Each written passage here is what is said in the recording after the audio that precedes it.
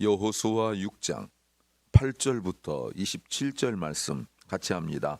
여호수아가 백성이 이르기를 마침에 제사장 일곱이 일곱 양각 나팔을 잡고 여호와 앞에서 진행하며 나팔을 불고 여호와의 언약궤는 그 뒤를 따르며 무장한 자들은 나팔 부는 제사장들 앞에서 진행하며 후군은 궤 뒤에 행하고 제사장들은 나팔을 불며 행하더라. 여호수아가 백성에게 명하여 가로되 너희는 외치지 말며 너희 음성을 들내지 말며 너희 입에서 아무 말도 내지 말라. 그리하다가 내가 너희에게 명하여 외치라 하는 날에 외칠지니라 하고 여호와의 궤로 성을 한 번 돌게 하니라. 무리가 전에 돌아와서 자니라. 여호수아가 아침에 일찍 일어나니라. 제사장들이 여호와의 궤를 메고 일곱 제사장은 일곱 양각 나팔을 잡고 여호와의 궤 앞에서 계속 진행하며 나팔을 불고 무장한 자들은 그 앞에서 행하며 후군은 여호와의 궤 뒤에 행하고 제사장들은 나팔을 불며 행하니라. 제2일에도 성을 한 번 돌고 진에 돌아오니라. 엿새 동안을 이같이 행하니라. 제7일 새벽에 그들이 일찍 일어나서 여전한 방식으로 성을 7번 도니 성을 7번 돌기는 그날뿐이었더라. 7번째 제사장들이 나팔을 불 때에 여호수아가 백성에게 이르되 외치라. 여호와께서 너희에게 이 성을 주셨느니라.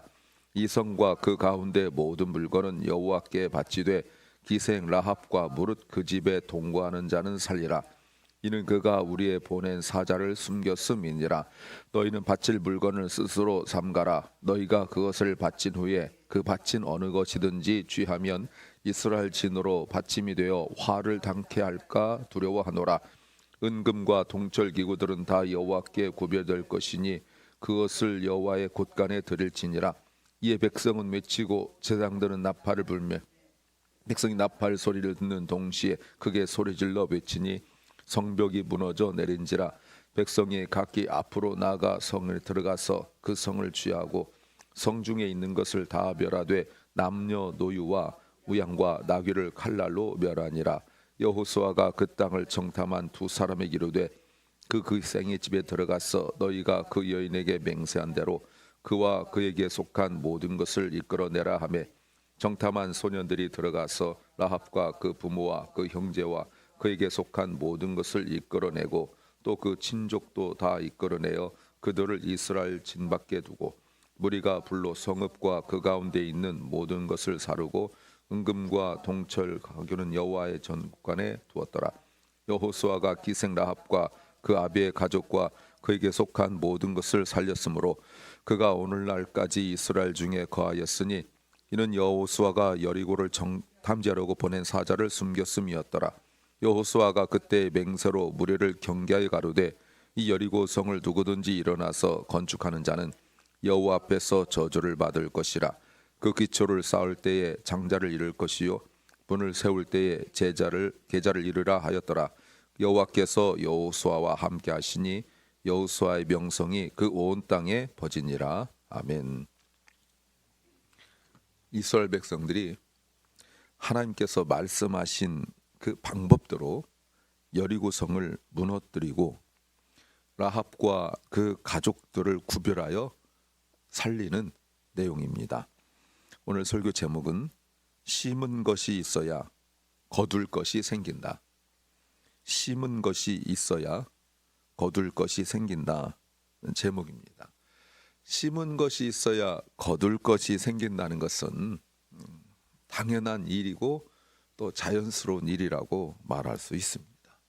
심지도 않고 거두려 하는 것이 가장 안타까운 모습이라고 볼 수 있죠. 어떤 걸까요? 첫째는 과정이 중요하다는 겁니다. 하나님께서 정말 이해할 수 없는 이야기를 말씀하셨어요. 3절에 너희 모든 군사는 성을 둘러 성 주위를 매일 한 바퀴씩 돌고 그리고 엿새 동안 그러다가 일곱째 날에 일곱 바퀴를 돌고 큰 소리로 불어라.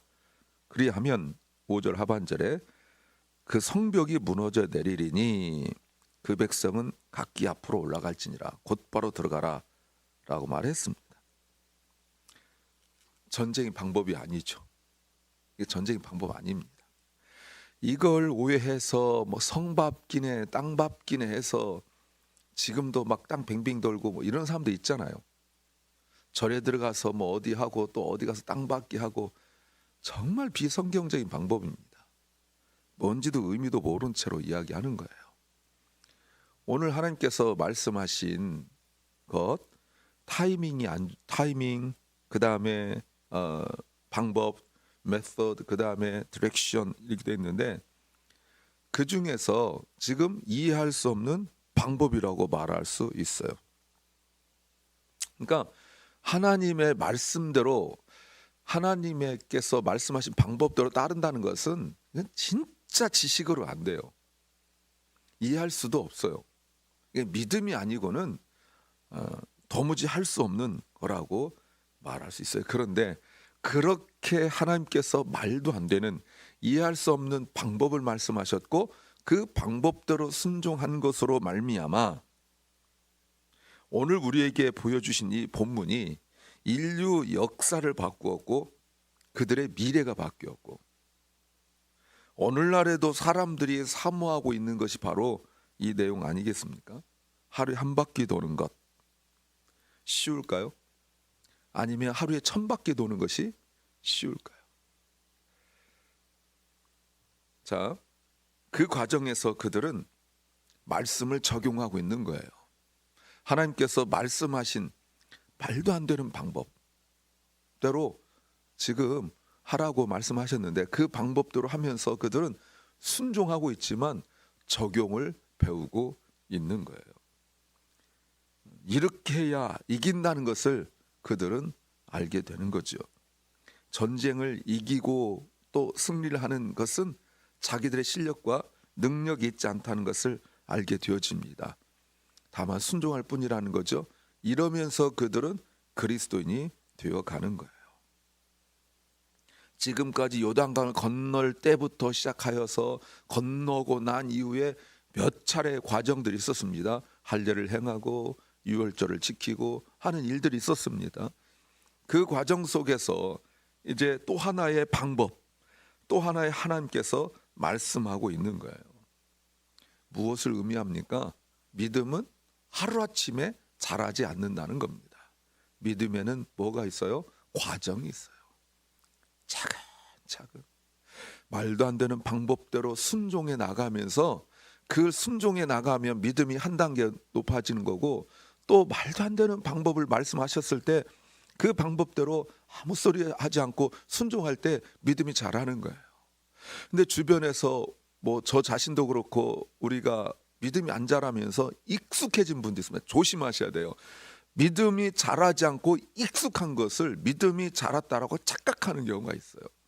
늘 뭔가 평가하려 하고 늘 뭔가 분석하려 하고 뭔가 거기에 대해 판단하려 하고 그래서 어떤 자기 나름대로 방법을 찾아 나가는 경우에는 뭔가 익숙하고 그리고 거기에 경험이 생기지만 믿음은 자라지 않습니다. 하나님께서 요단강을 건너라 이렇게 건너라 라고 말씀하셨을 때 지금은 추수할 때니 조금 있다 건너요 아니면 뭐 방법을 찾아서 배를 만들어요 다리를 만들어요 네 건너죠. 건너는 건 똑같아요. 그런 믿음은 자라지 않아요. 하나님이 경험할 수 없어요. 할례를 행하라 라고 말씀하셨을 때 그 할례를 또 다른 방법으로 끝나고 한다든지 아니면 대표 몇 명만 한다든지 아니면 여러 가지 방법을 찾아 할 수는 있겠죠. 그런 믿음은 자라지 않아요. 유월절도 마찬가지고 오늘 성을 도는 것도 마찬가지예요. 과정이 있어요. 그 과정 속에서 꾸준히 계속적으로 말씀을 배워야 되고 예배 자리에 나와야 되고 제자 훈련도 받고 묵상 훈련도 받고 기도도 하고 이렇게 하는데 그게 전부가 아니라는 거예요. 그 말씀을 확인하는 과정이 반드시 있어야 되는 거예요. 그 과정을 겪으면서 믿음이 견고해지고 자라는 것입니다. 두 번째는 마무리되는 때가 있다는 겁니다. 자, 오늘 본문에서 어떤 내용을 보여주고 있냐면 여리고성에 관한 이야기하고 있어요. 여호수아가 명령을 합니다. 무슨 명령하냐면 따르라. 8절에서 언약궤를 따르라. 그죠? 또 하나 10절 아무 말도 하지 마라. 입 다물어라. 침묵해라. 또 하나는 하루에 한 바퀴만 돌라. 여러분 셋 중에 어떤 게 제일 어려울까요? 제사장이 맨 언약궤를 따르라. 아무 말도 하지 마라. 그리고 하루에 한 바퀴만 돌라. 여러분 뭐가 제일 어렵고 뭐가 제일 쉬운 것 같아요? 성격을 말하는 게 아니고 성품을 말하는 것이 아니라 지금 믿음대로 살아가는 내용을 이야기하는 거예요. 어느 것이 제일 어렵겠습니까? 제사장 뒤를 따라가는 것, 아무 말도 하지 않는 것, 하루에 한 바퀴 도는 것. 여러분 쉽고 어렵고 문제가 아니죠? 자, 하루에 한 바퀴 도는 것. 자료에 보니까 여리고성의 크기가 8 내지 9에이커 정도 된다고 해요. 시간이 얼마나 걸릴까요? 더군다나 오늘 강조하고 있는데 보세요. 아침에 일찍 일어나. 12절에도 나왔죠? 아침에 일찍 일어나.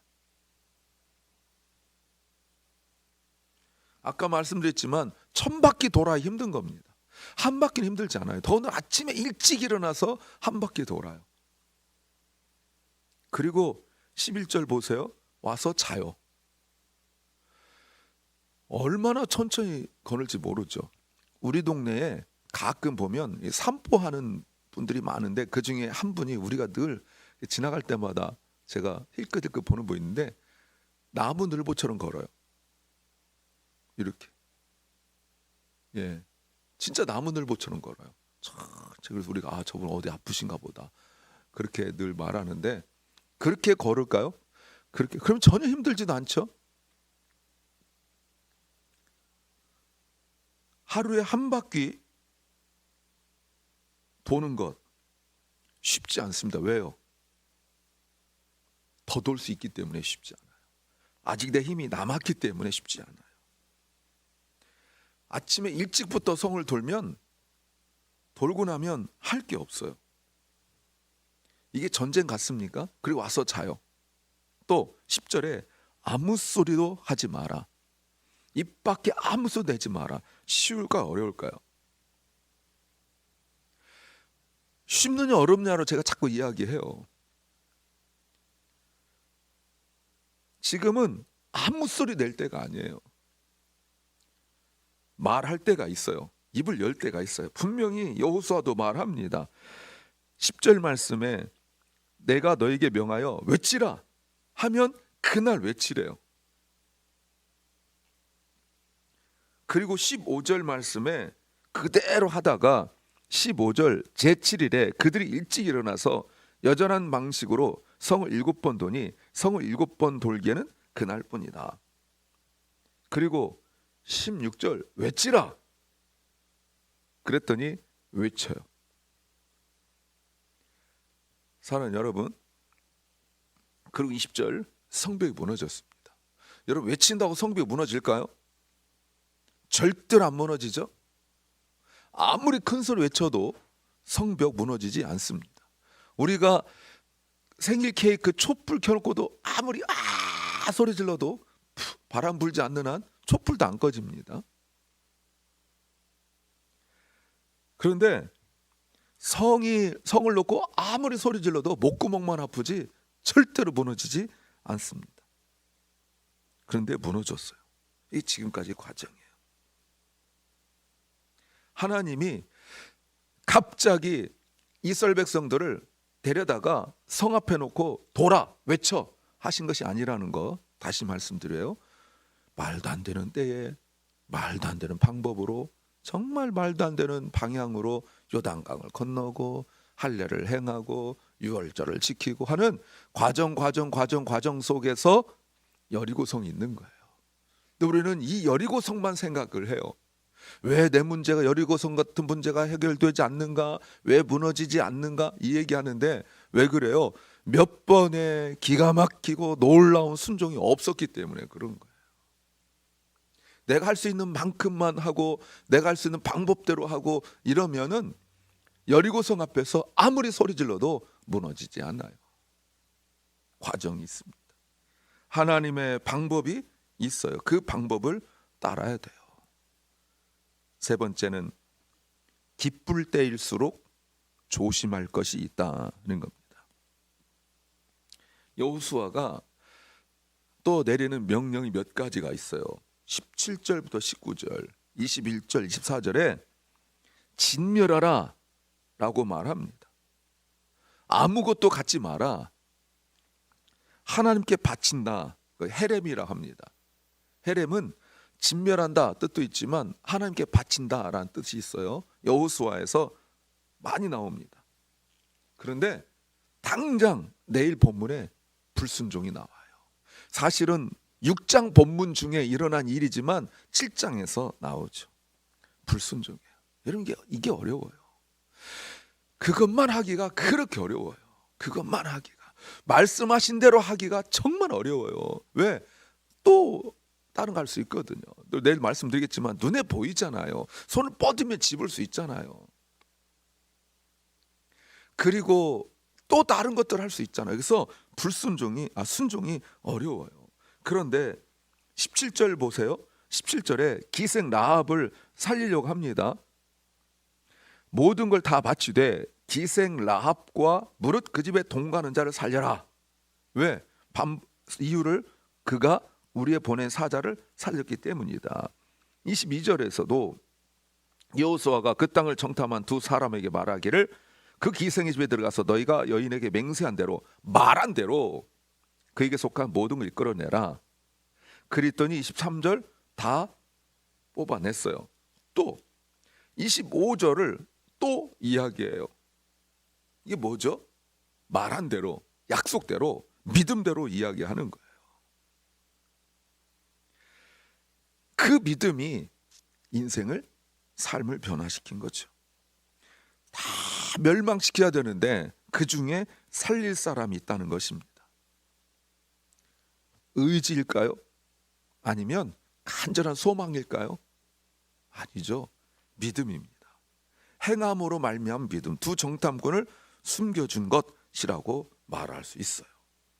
그런데 제가 몇 차례 말씀드렸지만 이스라엘 백성들에게 가장 믿음 좋을 때가 6장까지예요. 내일부터 당장 불순종이 나옵니다. 어마어마한 아픔과 죽음이 7장부터 나오기 시작해요. 여러분 어떻습니까? 이게 타락이죠. 이해할 수 없는 방법에도 침묵하며 따라가고 외치라 라고 말했을 때 여러분 외치는 것도 쉬운 일은 아닙니다. 왜? 외친다고 무너지는 게 아니란 말이에요. 차라리 돌을 한번 던져라, 아니 가서 발로 차라, 이래야 더 확실한데 하나님은 건들지도 말고 외치라라고 말씀하셨어요. 이것까지 순종이 돼요. 또 하나 여호수아가 명령한 것이 있습니다. 26절 그때 맹세로 사람들에게 맹세로 말을 했어요. 여리고성을 다시 건축하지 마라. 그런데 500년이 지나고 난 이후에 아합 왕 때 히엘이란 사람이 열왕기상 16장 34절에 여리고성을 다시 건축하려고 해요. 건축하려 하면 26절에 이렇게 나와 있습니다. 저주를 받는데 기초를 쌓을 때 큰아들이 죽고 문을 세우면 막내를 그 다음 아들을 이르리라. 근데 히엘이라는 사람이 땅을 건축하다가 큰아들 죽습니다. 그럼 안 해야 되잖아요. 근데 또 해요. 계속해요. 그래서 막내도 죽어요. 정말 사람이 이렇습니다. 약속의 말씀 붙들고 선을 행한 라합은 살아나는데 500년이 지난데 말씀이 여전히 역사가 일어나는 거예요. 그런 비참한 일을 겪으면서도 끝까지 자기 고집대로 하는 사람의 모습이 바로 히엘이라 이 말입니다. 그런데 사실은 이 여리고성 무너지는 일에 가장 핵심이 여리고성 무너진 것이 사실 아니에요. 27절이 여리고성 무너진 일의 핵심이에요. 27절 뭐라고 나왔냐면 여호와께서 앞에 그러므로가 빠졌어요. 그러므로 여리고성이 무너졌으므로 여호와께서 여호수아와 함께 하시니 여호수아의 명성이 그 온 땅에 퍼졌다. 이것 때문에 여리고성 무너뜨린 거예요. 이것 때문에. 그러니까 여리고성 자체를 무너뜨리는 것 자체가 목적이 아니라 이것으로 말미암아 하나님께서 하실 일이 있는 거죠. 사실 27절은 우리는 그냥 쓱 지나가고 뭐 몇몇 사람 밑줄 긋고 이랬겠지만 여호수아에게는 이 말씀이 1장 1절부터 시작돼서 그 좌절과 낙심 속에서 엎드려 있던 그 여호수아에게 사실 이 말씀은 어마어마한 위로가 될 수 있는 거죠. 순종으로 말미암아 하나님께서 주신 은혜라고 볼 수 있어요. 자, 이제 이렇게 해서 여리고성은 다 무너졌습니다. 하나님의 말씀대로 순종해서 한 걸음 한 걸음 나아갔을 때 이 일로 말미암아 큰 역사가 일어났어요. 그런데 한 가지 특징이 있습니다. 이게 뭐냐면 요단강을 건널 때 분명히 제사장이 발을 그 물이 넘칠 때 발을 내디뎌야 됐고, 그리고 제사장이 그 강 가운데 서 있으면 사람들이 지나갔어야 됐고, 두 번째 할례를 행하였어야 됐어요. 그리고 유월절을 지켰어야 됐어요. 여리고성을 돌았어야 됐어요. 이제는 믿음의 모습이 점점 달라지고 있습니다. 전에는 홍해는 하나님께서 일방적으로 강을 이렇게 갈라지고 바다를 가르고 이렇게 하셨지만 만나 메추라기를 일방적으로 주시고 행함이 없었는데 이제부터는 반드시 어떤 일에는 행함이 따라가야 되는 거예요. 그래야 믿음이 자라는 거죠. 믿음을 심으십시오. 그러면 반드시 그 믿음에 대한 결과를 거둘 때가 올 것입니다. 기도합니다. 주님,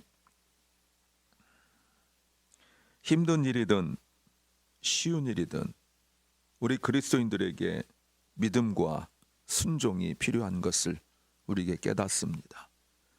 믿음으로 순종으로 심고 열매로 거둘게 하여 주옵소서.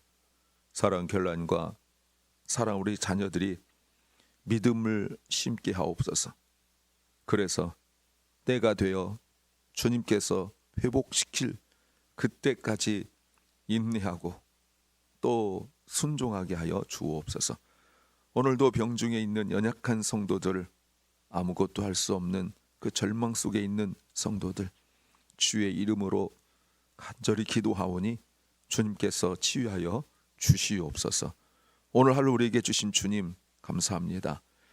어제 오늘 바람이 너무 심하게 이곳에 불고 있고 또 곳곳에서 화재의 그 모습이 보이고 또 바람 때문에 입은 피해 소식이 많이 들리는데 주님께서 지켜주시옵소서.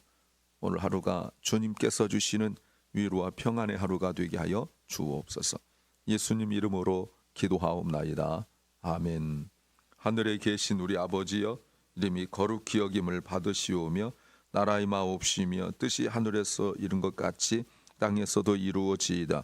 오늘날 우리에게 일용할 양식을 주옵시고 우리가 우리에게 죄 지은 자를 사하여 준 것 같이 우리 죄를 사하여 주옵시고 우리를 시험에 들게 하지 마옵시고 다만 악에서 구하옵소서.